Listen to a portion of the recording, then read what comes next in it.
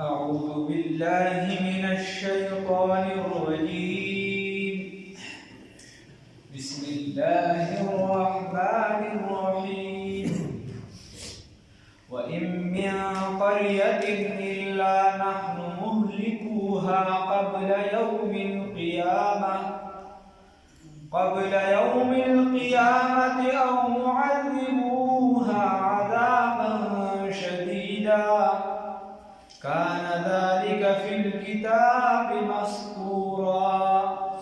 صدقت يا رب العالمين.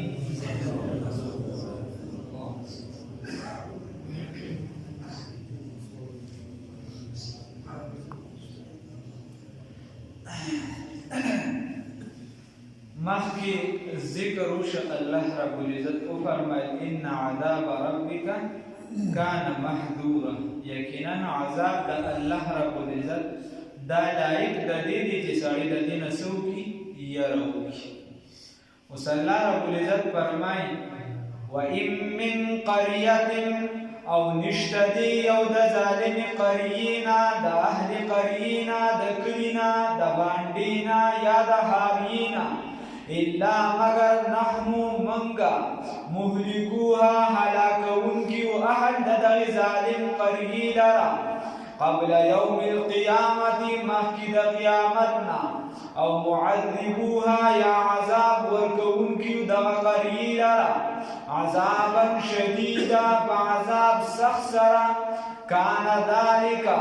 دغ عذاب دی یا دغ حلاکت دی فی الکتاب پلوح محفوظ کی مسطورا لکلی شوی.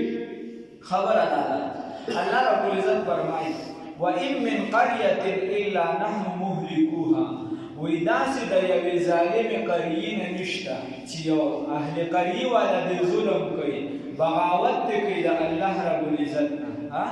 داسی یو حکومت پا دنیا کشتا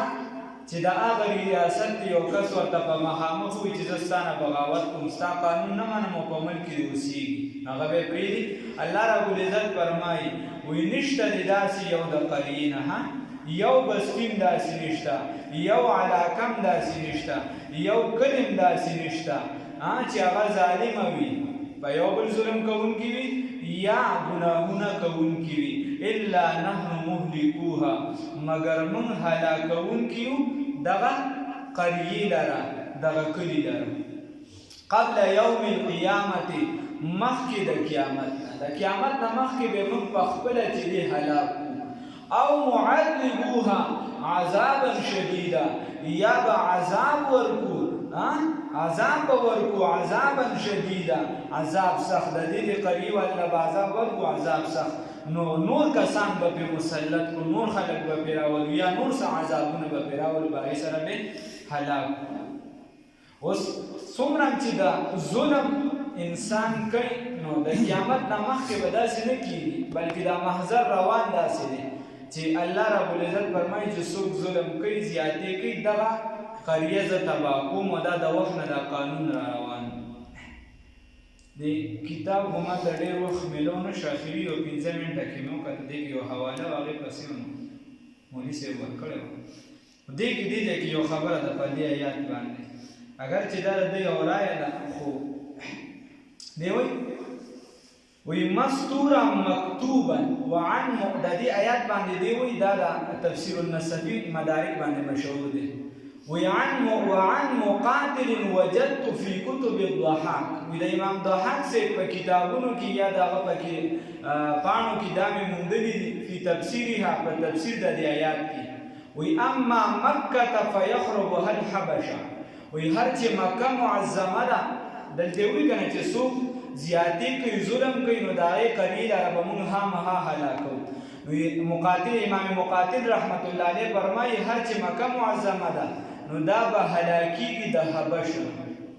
حبش خلک به رامسلط شي په دې باندې او دا مکې والا چې ظلم زیاتي ګناهونه ډېر زیات کړي لکه ورځ په ورځ پکې ترقي کوي لګیا دي نو چې دا پکې کوي نو الله وایي دوی به هلاکیږي د چا د لاسه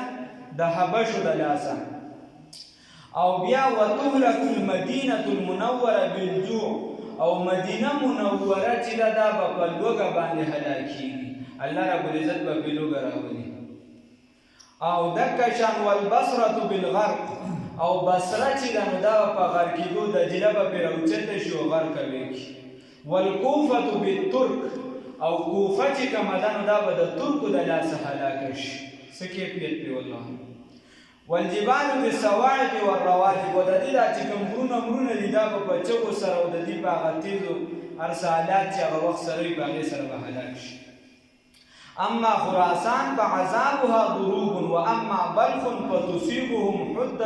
حدة فيهلك اهلها واما بدخشان فيخربها اقوام واما ترمز فاهلها يموتون بالطاعون. دکه شان چې دا خراسان والا چې د دې په مختلف قسم عذابونه په دې باندې راځي، مختلفې طریقې وي. بلخ والا چې دی باندې به چې دی یو لښکر به وځي او بل به رادننه کېږي، یو به وځي او بلخ دا اوس چې کومه وړه شانتې ولسوالي یا لږ شانتې صوبه پاتې ده دغه نه د بلخ بله علاقه او شمالي دا ټول دغه ورسره دي او شکست هم اکثر هم دغه شمالي طرف خوري، نور چې دی داسې شکست نه کابلي نه راغواړي. نو خبره داسې ده وایي دکه چې د خراسان دا چې کوم دی نو دې باندې به بدخشان چې دی فیخربها اقوام بل ځای کې بیا راځي بعض الناس وایي ځینې خلک د دې خپل چې دایي له لاسه به دا بدخشان دا خرابېږي. او ترمز چې دی یموتون بالطاعون، امام ترمذي رحمه الله چې کوم علاقه ده وایي دا به طاعون وبا سره هلاکېږي. او واما صغانیان الى واشجرد فيقتلون بقتل ذريع، او هر چې صنعا والا دي یمن والا وایي دا به چې دا به هلاکېږي څه سره په قتل عام سره، قتل عام به پکې کېږي، په دې به هلاکېږي. واما سمرقند فيغلب عليها بنو قنطوره فيقتلون اهلها قتلا ذريعا وكذا فرغانه والشاش واسر بيجاب وحوازن. خو حوازن چې کوم دي او شاش والا اصول شاشه والا طرف چې کوم طرف ته منسوب دي یا فرغانه او یا چې دي دا نور علاقې چې کوم دي سمرقند وي په دې باندې به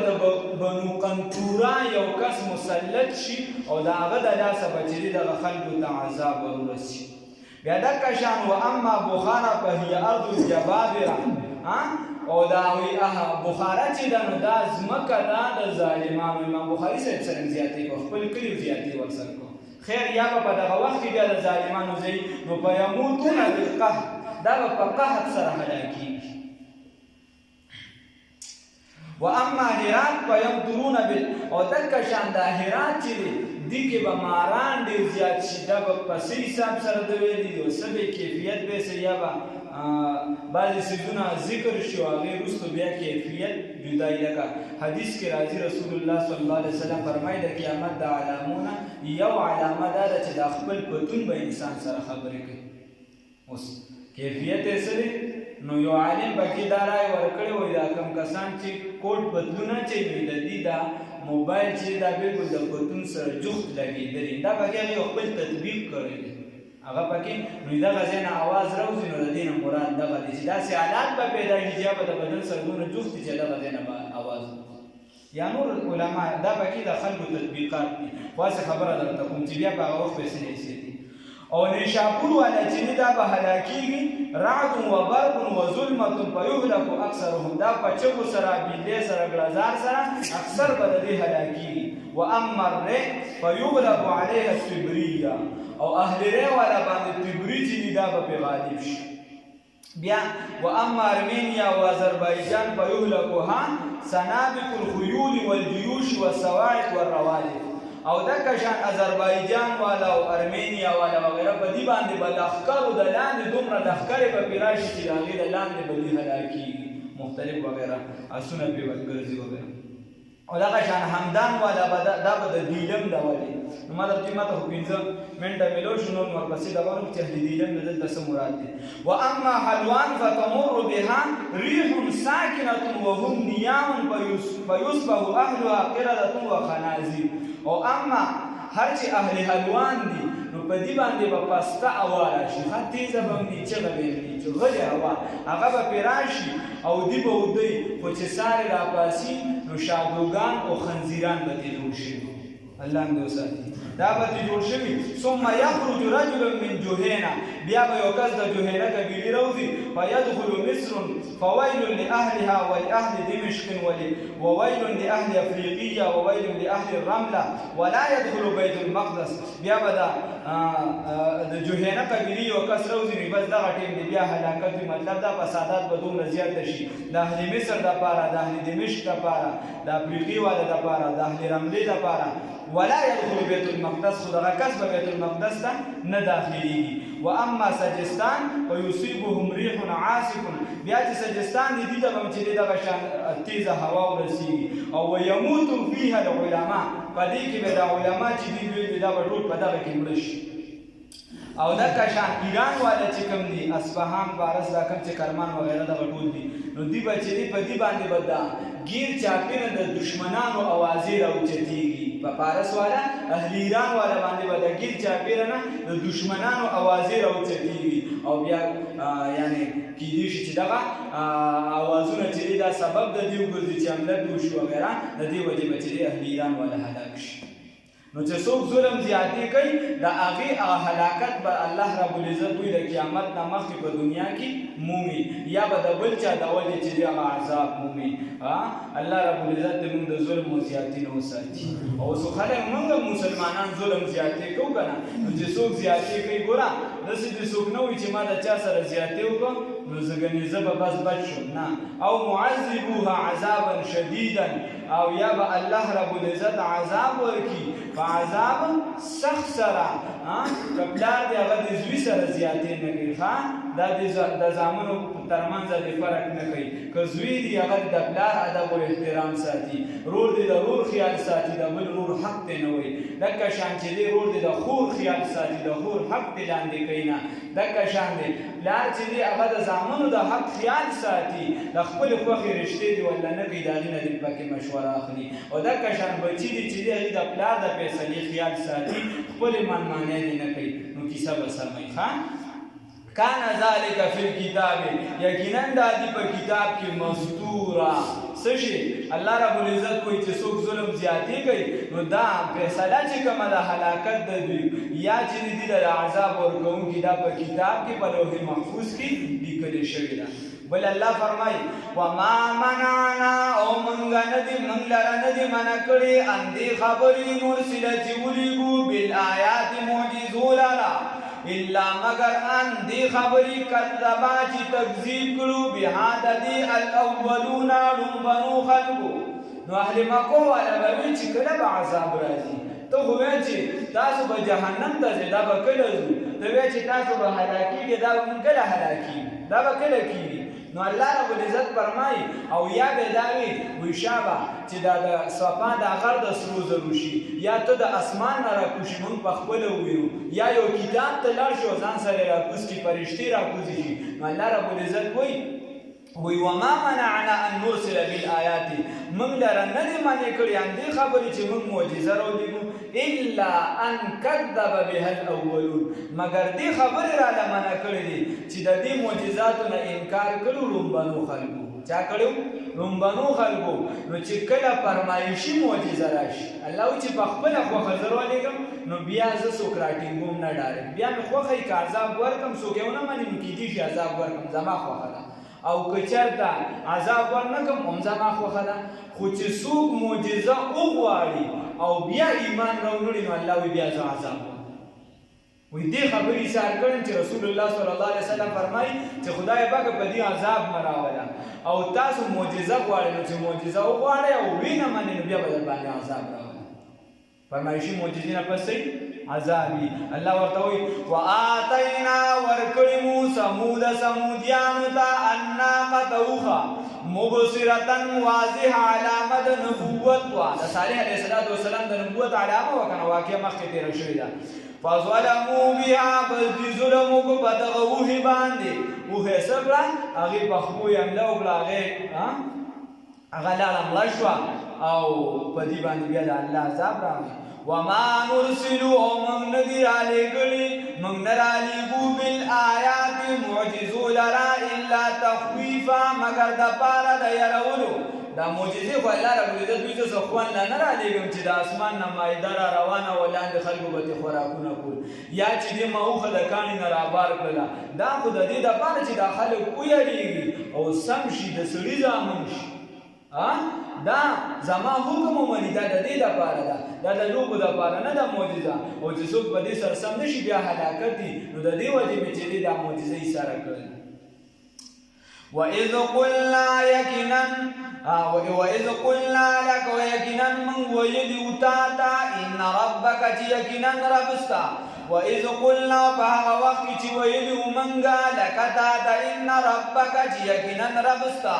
أحاط بالناس راگیرون کی خلق لنا بالعلم والقدرة فعلم وقدرت سرا وما جعلنا ومند گرزولی الرؤيا خوب لرا التي ها خوب ارائناك چه خودلی متات منظر دهاغی الا فتنة للناس مگر فتنة دپارا دخلقو مگر ازمائش و امتحان دپارا دخلقو خبر دارا بعض علماء فرمایي چې د دینه مراد هغه منظر د خوب نه دی منظر د معراج شریف دی چې الله رب العزت وایي چې تا ته د معراج دا واقعه وښودله نو دا فتنه او امتحان شه د خلکو لپاره څوک به انکار کوي څوک به څه کوي خو اصل اشارتن دلته دا میلاویږي چې دا هغه خوب ته اشاره ده کوم چې په میدان بدر کې رسول الله صلی الله علیه وسلم لیدلی و د هغې نه جنګ بدر نه لږ وړاندې لیدلی و رسول الله صلی الله علیه وسلم سیهزم الجمع ویولون الدبر الله رب العزت ورته فرمایي چې د دې هلاکت دی او دوی به چې په شا شي وغیره دغه کیسه نو الله رب العزت وایي چې ګوره تا ته هم خوب وښودل دغه خوب وما جعلنا ممنوع ګرځولې الرؤیا دغه لیدل د خوب التي هغه اریناکه چې ښودلې مو تا ته الا فتنة للناس مگر دا امتحان دپاره د خلکو دغه میدان امتحان بل الله رب العزت فرمایي والشجرة الملعونة او هغه ونه چې لعنتي ده په قرآن په قرآن کې ملعونه ونه ده په قرآن کې د هغې تذکره راغلې ده ښه نو هغه ونه الله رب العزت فرمایي دا د خلکو دپاره ازمایش دی ازمایش څنګه دی ازمایش داسې دی کافرانو اعتراض کوي یو خوا وایي چې جهنم دی یو خوا وایي چې جهنم دی او اور دومره تیز دی چې د دنیا د اور نه چې دی 69% زیات چې هغه تیز دی د دنیا د اور نه 69% زیات تیز دی نو بیا په هغې کې ونه د کوم ځای نه راوخته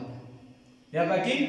ونه د کوم ځای نه راوخته نو الله رب العزت وایي دا هم د دوی دپاره امتحان دی چې دوی زما ده ما چې څه ویلي دا مني او که نه الله وایي دا داسې والشجرة الملعونة فی القرآن او بیا دې ته چونکې به علماو لیکلي دي چې په دې عربو کې خپل هم داسې ونې وي دوه درې چې هغه به دې ځان سره د هغې پاڼې ساتلې چېرته بدله هغې دا پاڼې به چې رګړو پرې خپلو کې به وجنګولې د هغې نه به اور بل شي الله وایي چې دغه درته په سترګو ما ښودلي بل یو یعنې ځناور دی دی ورته د ترکي ویلي بیا بعض ورته چې دی د هندوستان ویلي سمندر نوم دی ورکړی دی والله اعلم او ما پښتو هغه نوم تلاش کړو خو سره راته میلو نه شو بلکې څه کسانو ته مې تصویر هم خو په ګوګل باندې مې سرچ کړو کسانو ته مې وښیم دا پېژنې موږ یې نه پېژنو نو خبره دا ده د هغې باره کې علما لیکي او د اهل لغتو لیکلي دي چې دا داسې ځناور دی چې دی په اور کې چې دی خوشحالي دی په څه کې خوشحالي دی دغه ځای کې مرتبې دغه لیکلي دي وایي دی په اور کې خوشحالي او د ده سرمن چې کومۍ د هغې نه څوک جامې جوړې کړي نو چې هغه کله خیره نه شي چې اور ته ورولې پاکې شي اور بیا نه سر نه نو الله رب العزت وایي چې ګوره دا خو په دنیا کې هم د دې مثالونه شته یا وغیره مثال د حاجت نشته چې الله ویلي دي بس خبره سمه ده هلته د الله حکم دی دلته ستا ګردن ښکته کول نو الله وایي دا هم د دې لپاره یو امتحان دی والشجرة الملعونة او هغه ونه چې ملعونه ده فی القرآن په قرآن کې یعنې چې د هغې تذکره ده په قرآن کې ونخوفهم ومن يروا دلرا نمک پدی سیزونو دلرا يرو فما يزيدهم بزياد نکر دلرا چی منگ سمر يرو سمر خبر ورطا کنو دلرا زیاد نکو الا طغیانا کبیرا مگر سرکشی لوی دی نورم با سرکشی که ور بسی اختشو اللہ رب العزت منگ سرکشی نبچی